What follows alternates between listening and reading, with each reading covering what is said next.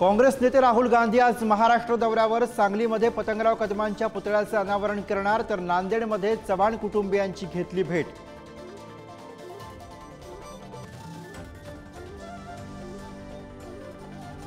सांगली लोकसभेच्या पराभवाची उद्धव ठाकरेंच्या मनात सल कायम।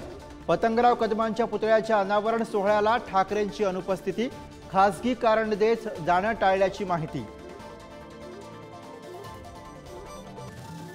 शिवरायांचा पुतळा कोसळल्याप्रकरणी जयदीप आपटेला पोलिसांकडून अटक। कल्याणमध्ये कुटुंबियांना भेटण्यासाठी आल्यानंतर पोलिसांनी घेतलं ताब्यात। जयदीपला आज कोर्टात हजर करणार।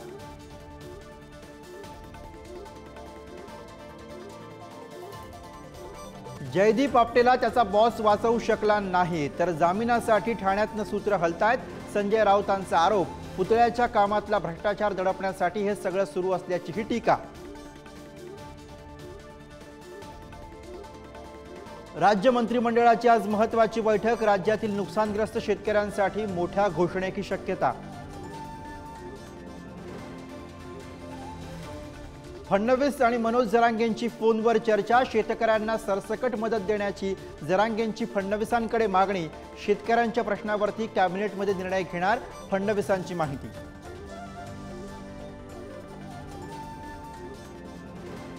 पोटच्या गोळ्याचा मृतदेह खांद्यावर घेऊन पालकांची 15 किलोमीटरची पायपीट। शववाहिके अभावी मृतदेहास पालकांची फरफट। गडचिरोलीच्या येरागड्डा गावातला धक्कादायक प्रकार। नागपुरात 100 हेक्टरवरती चित्रनगरी उभारणार, तर मराठी चित्रपटाच्या धोरणासाठी समिती गठीत करणार।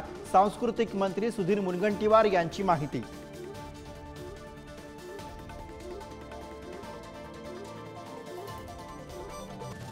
गणेशोत्सवानिमित्त कोकणात जाण्यासाठी चाकरमान्यांची गर्दी। कारशेडमध्येच गाडी पकडून प्रवाशांनी जागा अडवली। सहकुटुंब गावाकडे निघाले चाकरमानी।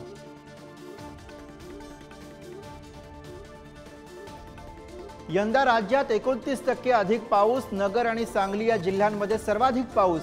सरासरीचे सर्व रेकॉर्ड तुटले।